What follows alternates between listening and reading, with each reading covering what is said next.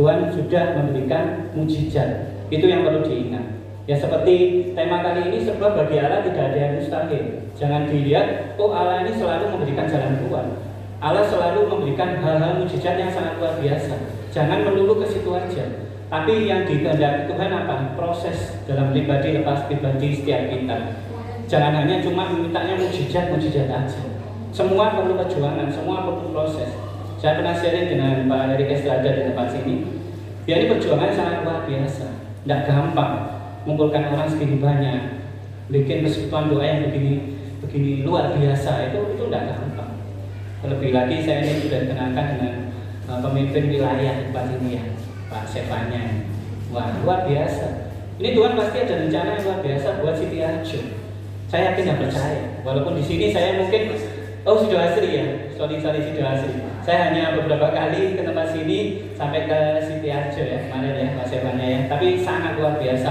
Kan mujizat Tuhan itu nyata buat jemaat di tempat ini. Terlebih saat ini lihat kegigihan dari Pak Gembala Erik Estrada. Tidak gampang bikin seperti ini, tidak gampang. Yang terutama apa?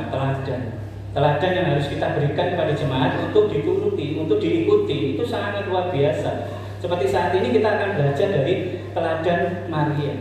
Ya, Maria bukan hanya dipakai sebagai alat aja, bukan. Tapi di situ dia dipakai untuk memberikan teladan yang luar biasa, sangat luar biasa buat kita semua. Kita jangan hanya Natalan ya cukup seperti ini aja. Meriah-meriah, ono RW, ono babi, sudah, enggak cukup ini. Tuhan pasti ada pesan. Apalagi di saat seperti ini, kita baru mengalami masa pandemi ya, sangat luar biasa. Sekarang terbentur dengan masalah yang lain-lain. Ini sangat luar biasa. Kata orang mungkin boleh beli satyo 3 juta ya, mungkin cukup 1 minggu dicari beben cepat. Sekarang teman-teman nggak oleh-oleh, sampai nggak lunas sih. Setuju ya? Nah ini proses untuk apa? Ayo kita ikuti. Ada teladan Maria di sini. Kita harus apa dulu? Taat. Kita ini semua dipakai sama Tuhan. Setuju ya? Jangan merasa biasa, saat-saat seperti ini sudah biasa. Jangan, kita ini mulai harus berubah. Jangan sekali lagi, saya sering sekali saya dimanapun saya selalu memberikan kebenaran firman Tuhan. Saya selalu yang saya utamakan apa? Jangan cukup hanya jadi jemaat saja. Nah terus gimana kalau cuma hanya jadi jemaat saja? Ya sudah, ketemunya ya seperti ini sudah. Minggu aktivitas ibadah, mungkin ada persekutuan doa selesai. Ya, bukan itu yang diinginkan. Tapi mulai keluar, kenalkan kekristenan.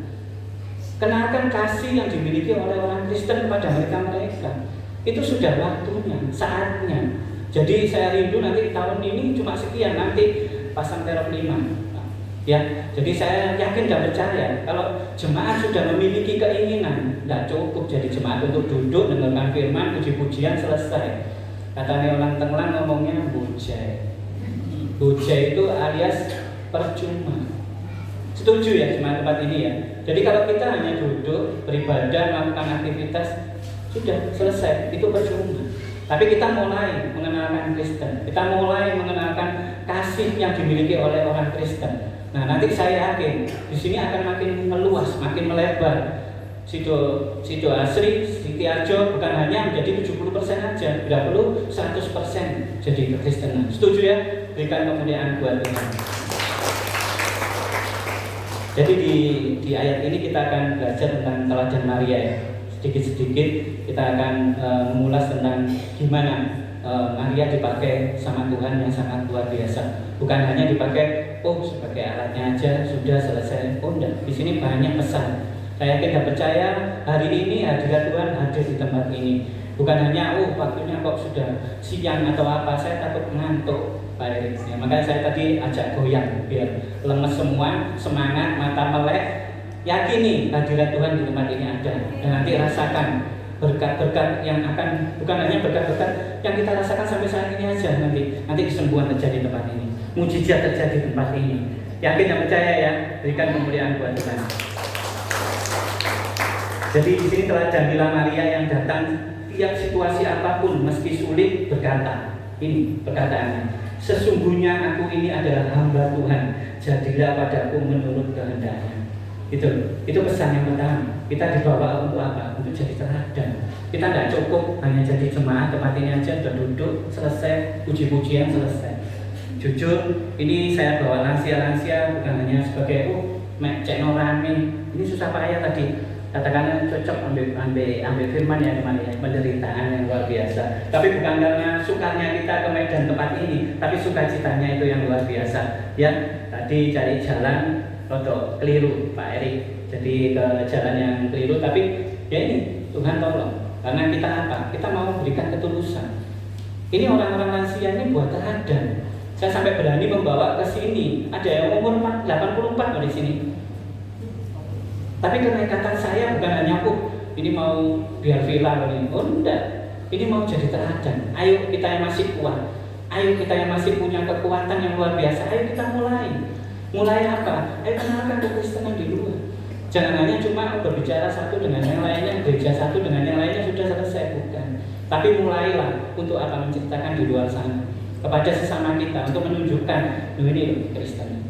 Ini loh kasih Kristus yang sangat luar biasa. Jadi saya bawa lansia di tempat ini untuk jadi teladan. Supaya apa? Kelihatan ini orang tua yang luar biasanya. Ini bukan hanya cuma ibadahnya sekedar ibadah aja, bukan. Ini tadi Pak Matius keliling, ya. Tadi Pak Sefanya disorot, Pak Erik Estrada disorot, jemaat disorot, juga jemaatnya. Jangan penampilan tanpa panggung aja disorot, jangan. Begitu juga dengan jemaat-jemaat. Kondisi jemaat saya ini gimana? Disorot juga. Nah nanti jangan lupa ini masuk Facebook, masuk Instagram, dan luar biasanya lagi masuk YouTube juga Pak Sefanya. Nah jadi ini buat apa? Ini buat teladan. Buat teladan untuk apa? Loh, kekristenan tidak cukup sampai di sini aja. Ayo masih banyak tugas-tugas kita untuk apa? Menguatkan bahwa Tuhan Yesus itu sangat luar biasa. Terutama pada hari kelahiran ini. Kita mendapatkan teladan dari seorang Maria yang sangat luar biasa. Ayo ikuti. Jangan hanya cuma Natal aja cuma gini-gini aja. Jangan. Kita mulai melakukan yang luar biasa.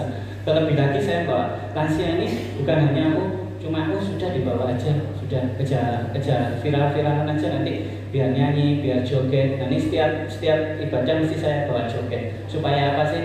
Sing kenduk-kenduk kaku-kaku ini kendor kabeh. Mesti goyang. Ya, setuju ya? Jadi apa? Biar sukacita dari Tuhan mesti datang di tempat ini.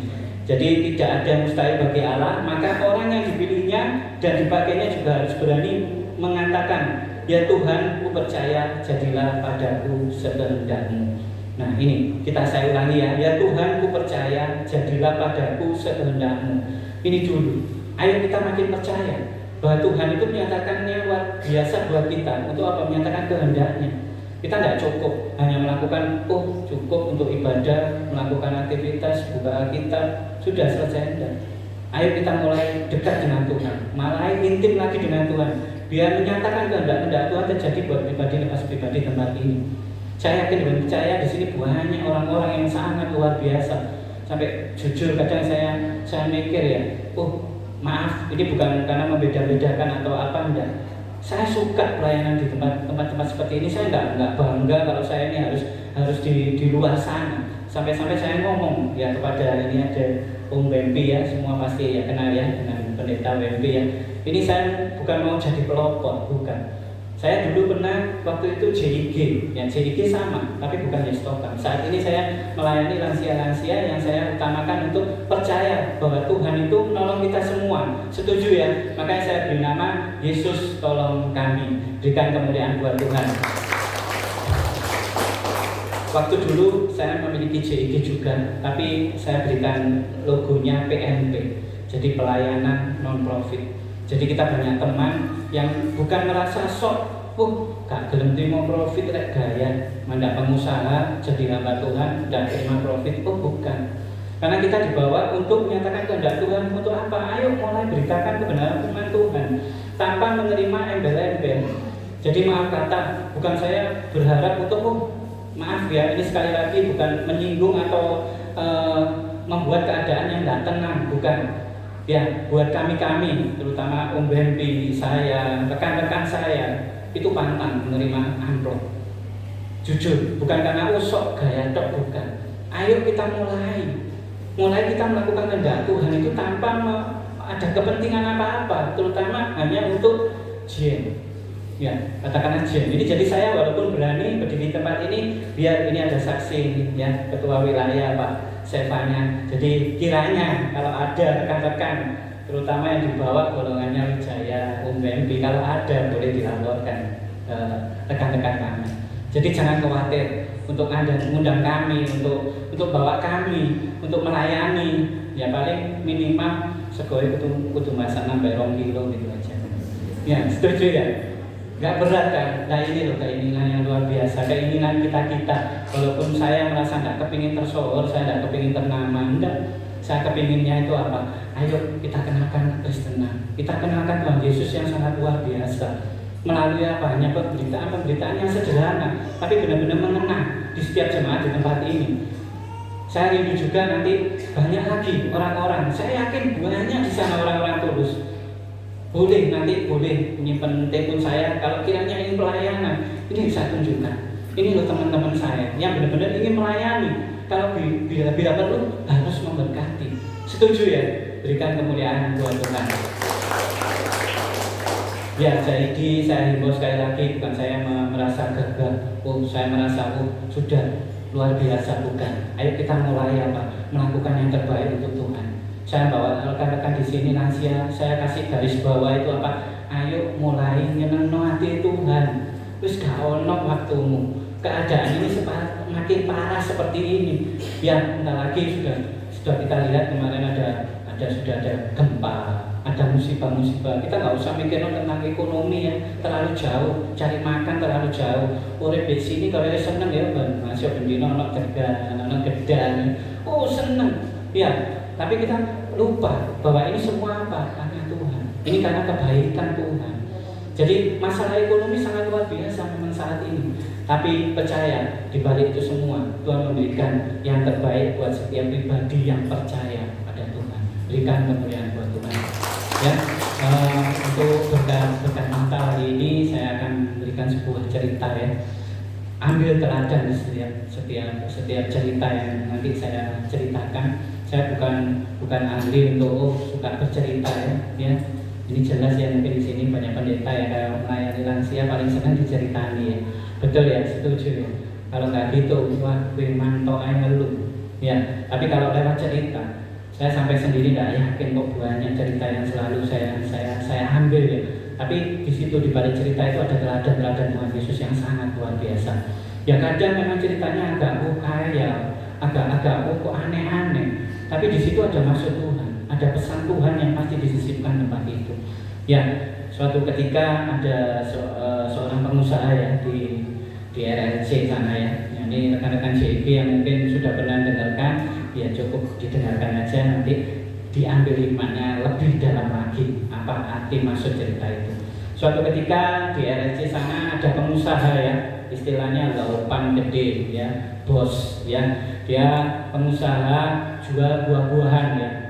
Suatu ketika dia kulaan ya, nanas ya. Nanas itu bukan hanya kintalan, bukan hanya kiloan, sudah setengah truk datang no ya.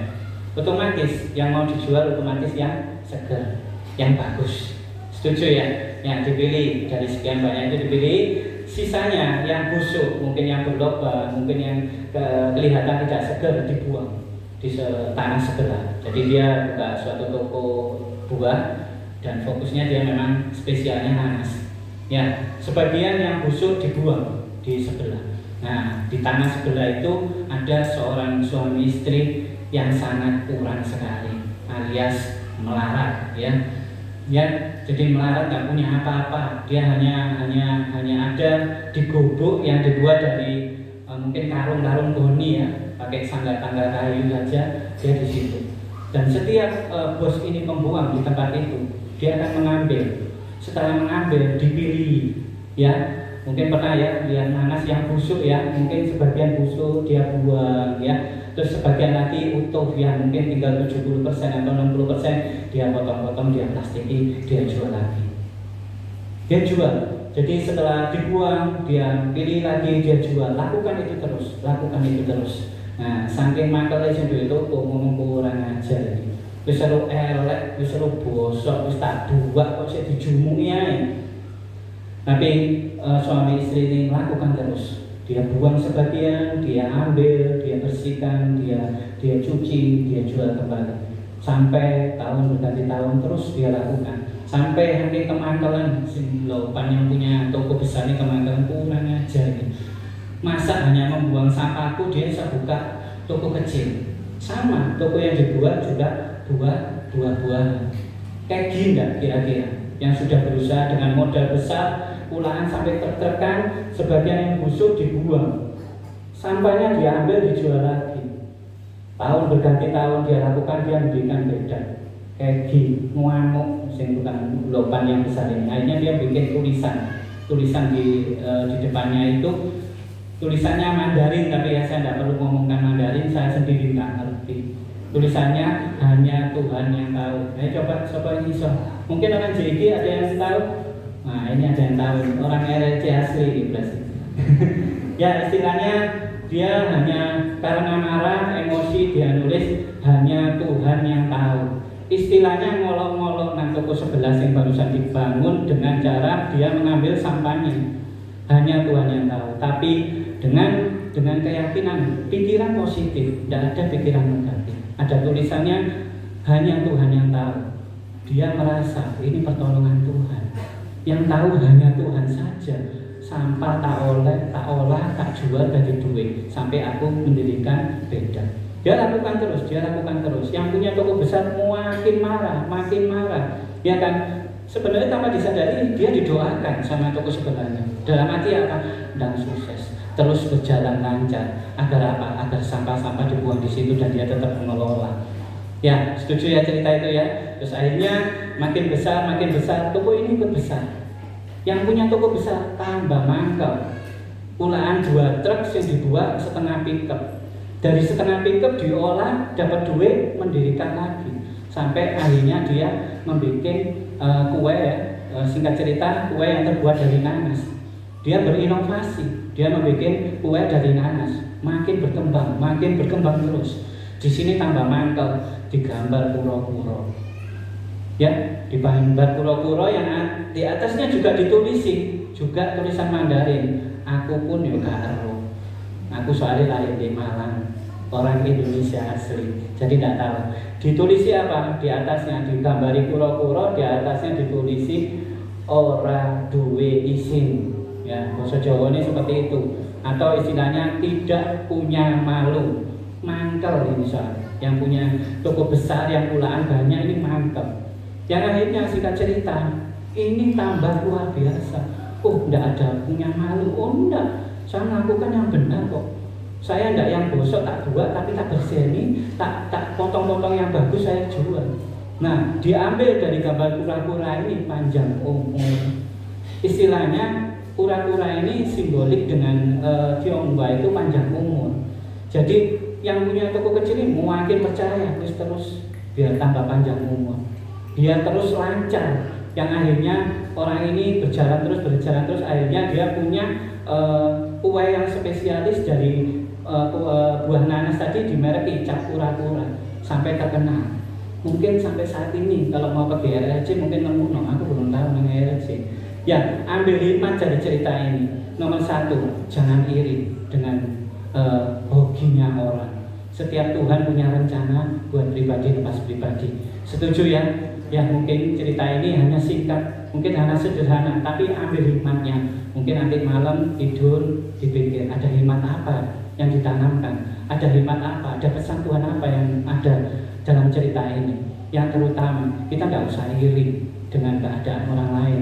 Sama saat ini di dalam dunia pelayanan kita banyak yang iri satu dengan yang lain, gembar-gemboran, ya kan, dirikan ruangan yang luar biasa. Itu hanya keirian yang akhirnya sia-sia.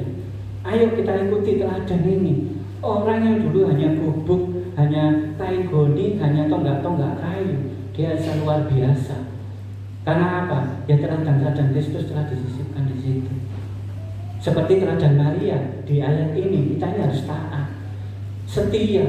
Kita ini semua dipakai sama Tuhan sebagai alat. Saya pun juga sama, Pak Sewanya, Pak Erik Estrada, Mbak Tuhan di sini semua dipakai sama Tuhan yang semakin luar biasa.